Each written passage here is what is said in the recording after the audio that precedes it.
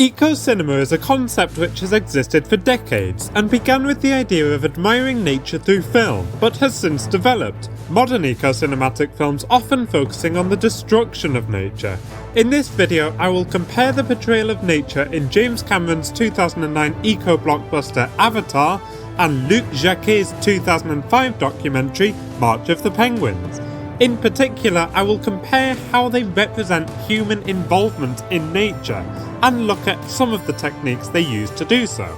Avatar has a rather cliched plot, pitting the indigenous Na'vi, who are in tune with nature and their surroundings, against the destructive, greedy human colonizers.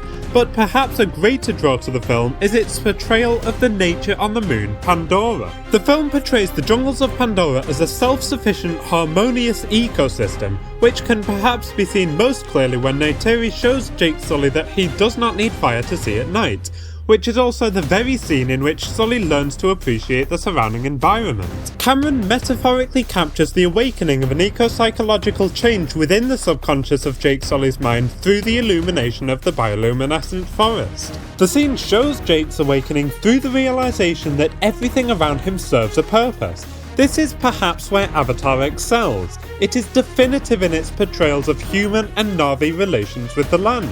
The Na'vi find shelter in nature, living with the land, whereas the humans will destroy nature to create shelter, living on the land. In fact, the very first thing we see as Jake arrives on Pandora before we're introduced to the Na'vi or the jungle is a scene of human destruction and greed. It is this image of the quarry which immediately vilifies the human mission.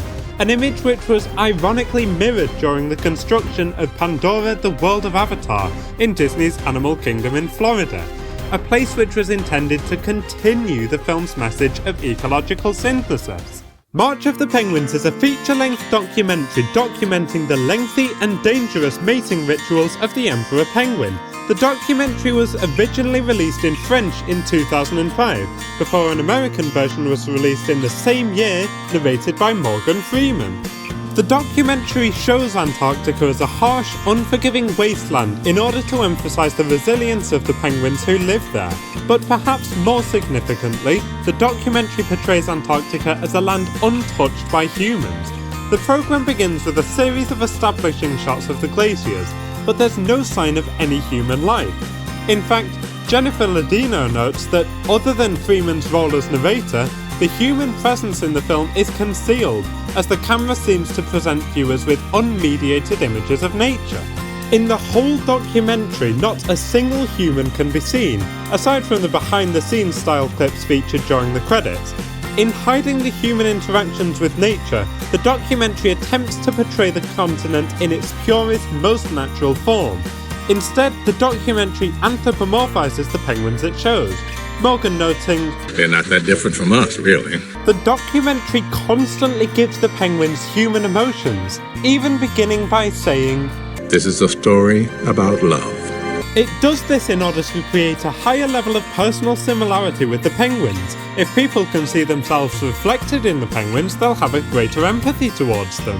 By showing the penguins as having these feelings of love, jealousy and heartbreak, the documentary causes viewers to identify more closely with the penguins.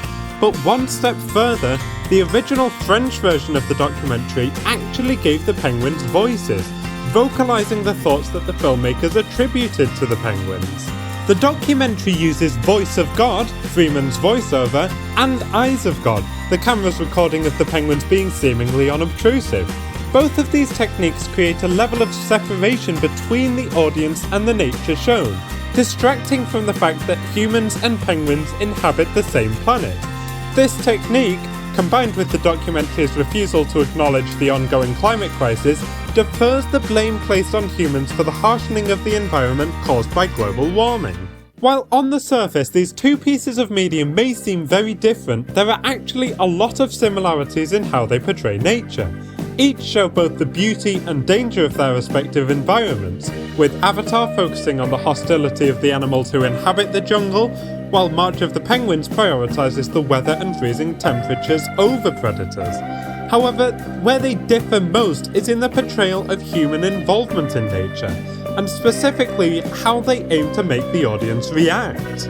Take Avatar for example. It uses a lot of handheld camera shots, the camera following the action or shaking with impact, all of which is intended to immerse the viewer within the story, make them feel for the characters and the environment. Meanwhile, March of the Penguins uses a lot of very static shots, and they're often far away from the penguins shown.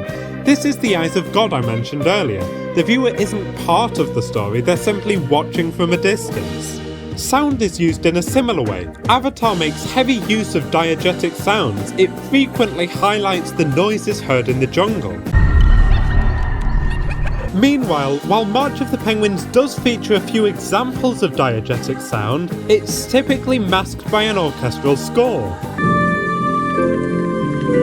Again, Avatar is using these specific techniques to immerse the viewer, to get them to feel what the characters feel, to make it that much more impactful when characters die or the tree is destroyed. And while March of the Penguins does aim to bring sorrow when penguins die, the documentary has created a boundary of separation between the viewer and the nature shown, greatly lessening the impact of the tragedy.